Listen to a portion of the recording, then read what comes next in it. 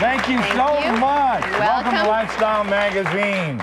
Well, in the past, we've had shows where we discussed issues that make men a little self-conscious, but I wonder if today's show will make women self-conscious. Self-conscious? Probably not. I think today's show, because we're going to be talking about breast cancer, has the tendency to make women afraid. Uncomfortable, maybe afraid, maybe a little self-conscious. Now, do you think that people have been more educated about it because there have been articles about it lately? Oh, I think absolutely. It's hard to miss all the information that we are given about breast cancer. But still, that doesn't take away the fear. That actually heightens And a lot of people don't go and get themselves examined, Correct. sort of on the principle of what I don't know won't hurt me, but in fact, what you don't know could kill you.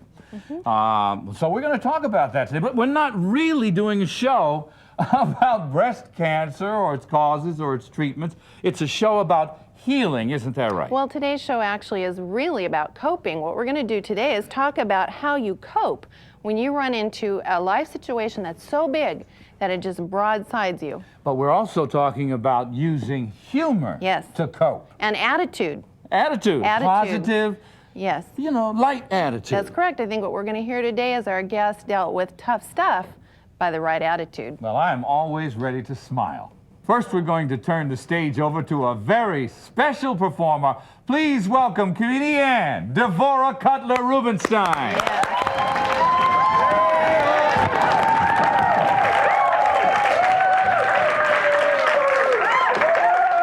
Hey, everybody. Hi. I'm Devora, and I'm a writer, thank you, producer and director, breast cancer survivor. Welcome to the comedy! Now, a couple of you out there, you look kind of like sad, like unhappy for me. No, trust me, breast cancer, easy. Turning 40 in Hollywood, now that's a fatal disease. You know what's strange, and I'm sure you've all experienced this, is that people don't know what to say when something awful happens, okay? And it's important to have a supportive husband. And my husband, I mean, he's great. He's the strong, silent type. But for the longest time, he didn't say anything. And one day I come home, and he's crying on the couch. And I come home, I say, honey, what is it? And he goes, K. He's from New York. And I said, coffee? You want some coffee? And he goes, cancer. And I said, hon, I'm going to be fine. We caught it early. And he goes, not you, Joe Torre. The Yankee manager has prostate cancer. I said, hon, I'm your wife. I have cancer. He says, I know, but you're not going to lose the pennant. So I had to ask him. I said, hon, are you going to leave me over this? We're all afraid of that, right? And he said, oh, no, I would never leave you. You're heavily insured. It's okay. I love my husband. He's been great. But I'm not really recovering from cancer. I'm recovering from terminally stupid people, okay? Now, it is like the experience of cancer, though, is sort of like an accident on the freeway of life. And you do develop the attitude of gratitude. And God love everybody that helped us through this. But you have to kind of look at some of those folks along the way. Like when I first woke up in surgery, you don't know whether you have cancer or not. And you wake up, and there's this beatific nurse in a white outfit at the end of your bed. And you're thinking, oh, she's my angel. She's going to give me the good news or the bad news. But thank goodness it's her. And so you ask her, she's holding a little file. And she says, oh, my sister had the same kind of cancer that you do. I said, really? How's she doing? She died. Very thoughtful. So I have to tell you, though, that these two fingers, the best technology you could ever want. Big machines missed it. These two fingers saved my life. So remember to check yourself or have your special friend help you out. And, my dad said, look, what doesn't kill you will hopefully make you funnier. And for me, every day's a good hair day. I have some. Thank you. We'll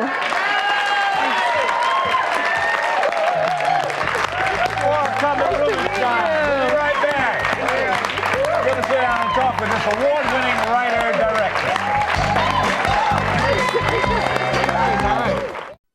Learning a new language can be difficult and discouraging, but it doesn't have to be. Hello, I'm Karen, introducing Hello Channel, the revolutionary new channel designed especially to teach English. If you can speak English, the future is open for you, since speaking English means greater opportunity and higher paying jobs. By watching Hello Channel, you are immersed in this valuable language. You'll hear the words being spoken. You'll see the speakers' mouths when they say the words. You'll read what's being spoken in large, clear subtitles. And you'll speak out loud, practicing what you have just learned. There is no better or faster way to learn a language than total immersion. Hello Channel does exactly that. There's programming on every level so you can watch the shows that are just perfect for you. Whether you've spoken a little English, a great deal of English, or none at all, the Hello Channel has something for everyone. Join us for a convenient, affordable, and fun way to shape your future. There's so much in store for you if you'll just say hello.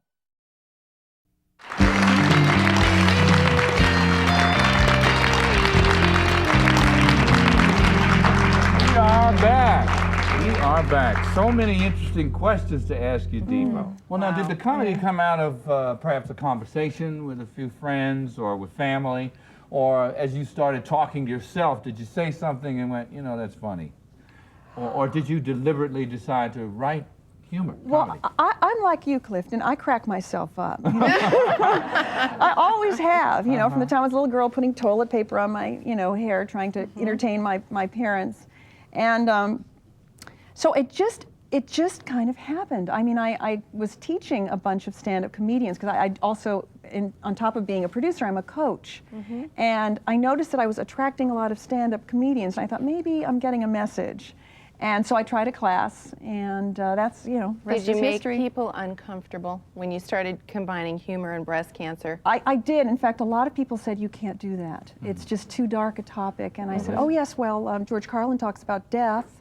So you had to persist. And part of it was my own healing. I mean, I was like on this mission to heal myself, to really turn myself inside out and feel grateful. You know, find that gratitude. But now you didn't just start doing stand-up. You've been a studio executive. Yes. But you produced a documentary. The documentary is really a way of looking at my own evolution. It's my own narcissistic involvement. Looking at my evolution as a stand-up comedian, but also looking at how our culture is addicted to suffering, and where can we find the joy right now, and then kind of juxtaposing my life events, because I'm photograph myself staring at myself balding in the you know mirror and feeling suicidal and those dark moments. I mean, I captured all that on film, and then I, like Seinfeld was kind of my model, I juxtaposed it with the stand-up comedy. Weave the humor into exactly. it. You know, I have an awesome friend. Her name is Sarah Ufendel, and she had breast cancer. And when she got it, young woman, young physician, she was a good friend of mine. I remember the phone call when she called. And we found ourselves in the hospital that day just before she was going in to have a double mastectomy. I mean, this was big stuff. We were standing in a circle. The mood was way down at the bottom. And all of a sudden, Sarah, she kind of pulled her shirt up, and to the girls in the group, she wrote, "Take me on this and me too," on the other side. My goodness, that's and wonderful. It just broke the mood for all of us. It was awesome. And I'd like to introduce to you right now and to our audience, Dr. Sarah Ufendel. Wonderful. Welcome.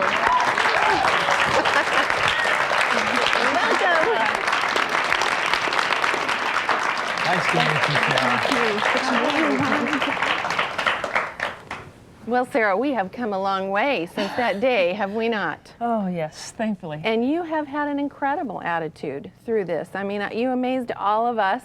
We all felt like we were the weak ones. Well, you know, some people wondered if it was denial, but you don't know how you're going to go through something until it happens. And I've always believed that a positive attitude and humor help the trip to be more worthwhile. And it really came to the test when I actually got breast cancer. And it's like, can I go through this with a positive attitude without denying what's actually happening? Did you decide right at the beginning, I'm gonna stay up, I'm gonna laugh, I'm gonna find the humor in it, or did you? Yeah, pretty early, because I found it was consuming. I don't know about you. Yes, Consumed every thought I had. Right. And I couldn't get my mind off it, so I went out and rented a bunch of comedies and just watched them so I could think of something else and I could laugh and life could move on. There again, humor helping us to cope, helping us to deal with some of the most difficult moments of our lives. Now, you're a physician, right? Yes. How does a physician deal with this kind of tragedy coming upon them? Because, you know, traditionally it seems as though physicians feel impervious to disease. You know, doctors feel like they won't ever get sick. She feels impervious to everything. I know How it. did this affect you from a physician's perspective? You're absolutely right. I mean, I'm a personality who feels impervious anyway. When you add that to being a physician, I never considered getting sick from anything. And it was a total shock. And then to have the roles reversed and me be the one in the hospital bed, that somebody is leaning over and trying to help, me be the one that is nauseated and sick, and they're medicating, and I'm medicated out of my mind. And it was such a shift in my mentality.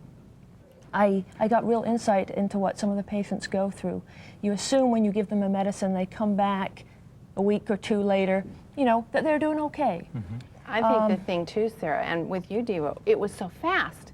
It's like you find this out one day, and all of a sudden, like a speeding train, your whole world is doing something different. It's transformed, isn't it? Yeah, and Oh you. yeah, I was whitewater rafting just weeks before. That's right. And I Feeling- was in Europe. Yeah, Yes. feeling great. What other treatment after the surgery did you have to endure, and how did humor play a role in that? Well, there were times where it was really tough. In fact, there are times where you can't laugh everything away, that's for sure. There was chemotherapy after that, and there were times on chemotherapy I felt like dying. I don't know if you did. I just didn't want to go on. Times I was so nauseated I couldn't hold down water for days. I would call Tammy and say, I can't go on. And just the sequelae of going through the surgery, it was months before I could stand up straight because of all that was involved. It was painful, it was sickening, but But you were funny. in between You times still it were was funny. funny. She had the right kind of attitude. She did. I remember when the hair started to fall out, and I didn't have the courage. I don't think I've ever admitted this to you. I didn't have the courage to come over. Really? Well, don't you remember I never came? Yes. And why did you have the courage? I Because was you're telling too the truth here is going to sad. help somebody else cope with I it. was too sad. You had another friend who had more courage than me. You know, that's interesting because a lot of people, they want to tell you something. They want to talk to you and encourage you, but they don't know how. And in fact, it was interesting from my perspective that I felt more sorry for them because they were trying to be comforting. And sometimes they would mess up. Like one person said to me, "Oh, I thought you were dead. I heard you had cancer." You know, I found myself saying that to a friend of mine who had overcome it, and I never felt more like I'd put my foot in my mouth. 'Cause he had gone into recession. Right. He was doing fine. Unbelievable. Well, I mean, between the two Remission. of you, Yeah, remission would be. did I say recession? Yes, you did. Oh my goodness! I mean, But it wasn't depressing like a recession. I'm so sick. But see, when you talk fast, you can sometimes mess it up. Well, she's got a documentary where she deals with the death of her father, the loss of her cat. My goodness, a yahrzeit and 30-year class reunion. She's put it all in this. I want to know about that, and I want to know how you keep a good attitude. And we'll do that when we come back.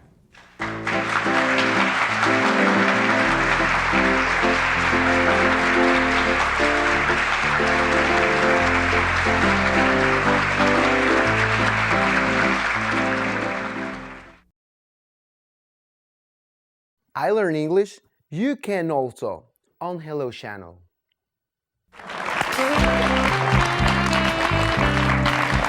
we're talking to two great ladies who are breast cancer survivors. And Devo, I wanted to ask you, you put all of that stuff into this one documentary. Why? And you also added chemo-induced menopause. What did it all mean for you? Well, the documentary is called Markings, and the reason is there were so many significant life events during the course of this particular year. 2 days before my diagnosis, my father died. And I had been trying to get pregnant, and so that was one of the reasons the doctor actually missed the lump, is our focus was elsewhere. You know, your life is, you're just living your life. You're not thinking that there's something that's going to happen that will stop it. So I wanted, in the film, is to talk about all the things that mark the life cycle, including illness, that it's just a part of life. It's not something that we can avoid. It's just an inevitable part of it, and whether we like it or not. And so that's why I included all the life events. And I think listening to Sarah afterwards, you know, we talked a long time, sometimes at night, and I would say, well, if you had it to do over, you know, how do you feel now? And you still have this most incredible take on this that I'm not still convinced of, but you might convince me in a while and tell everybody what that is. Well, I feel really blessed by the whole experience. That's incredible, I realize, but going through cancer, everybody I knew, all my friends and my family, they surrounded me with so much love and so much care. Everybody just uplifted me. And I'd never had so much attention or love before in my life. And it's not that nobody ever loved me before, but it was all so concentrated in that short period of my life that I just lapped it up. And I can honestly look back and I can say it was the most beautiful while also being the most horrible experience I've ever been through. like it that you say it is a gift. It's the gift you don't want to open or get, but Right. when you get it, it's what you do with it. I think. Absolutely. And I believe so- life is certainly, it happens to you. We can't control it, it just happens. But our response to it is where we can choose.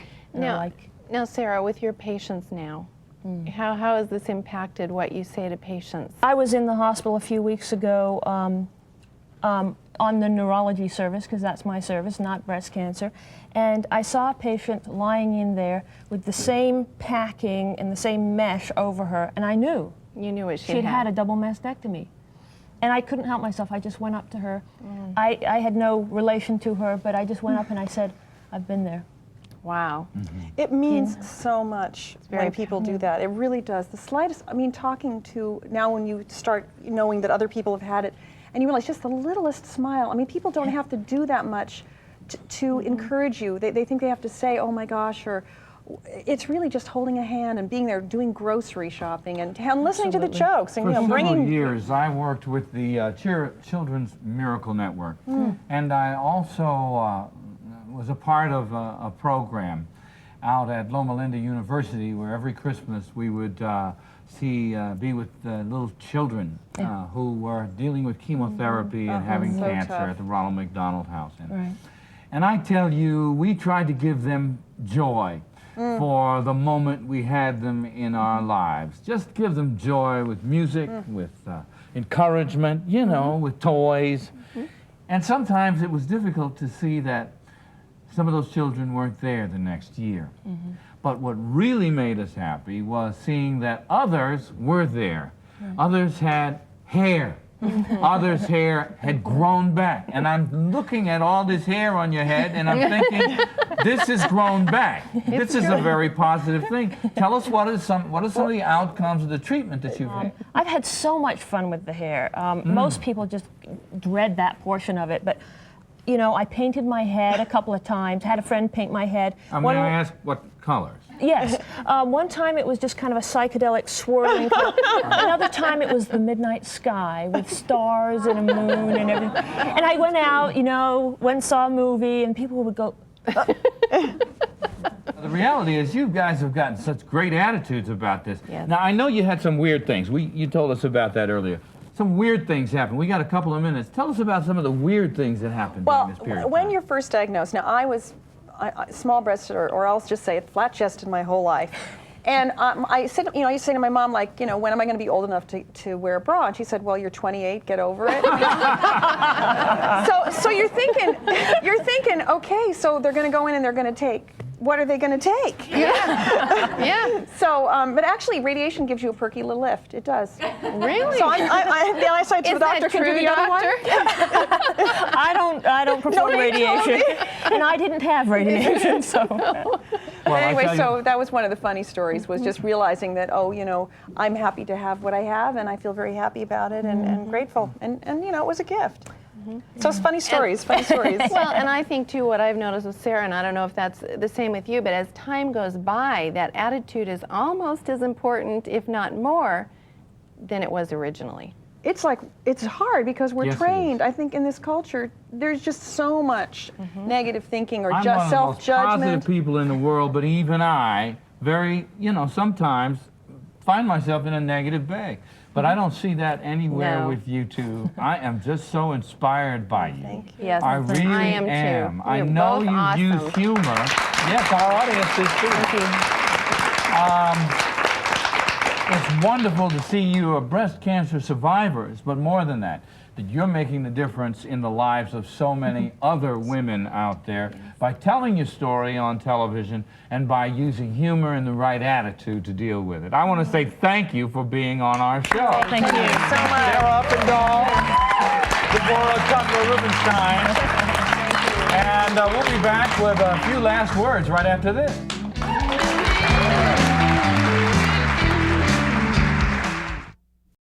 Learn English at home. Just say hello.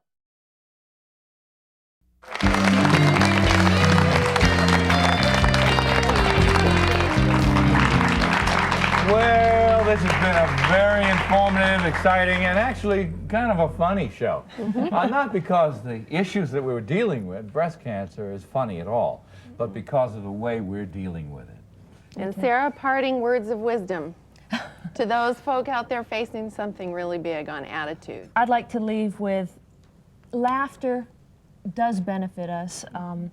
It doesn't always heal the pain or remove the obstacle, but I believe it certainly makes the journey more worthwhile. Yes. And I have been blessed to be part of your journey. Thank you. Thank you.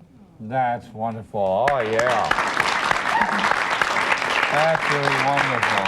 Sarah Uppendahl, Deborah Cutler-Rubenstein, thank you so much for being our guests on Lifestyle Magazine. And if you'd like some more information about these subjects, you can always log on to our website at lifestyle.org. We'll be back again. I'm Clifton Davis. And I'm Tammy McGrew. And thanks for tuning in. See you next time. Bye.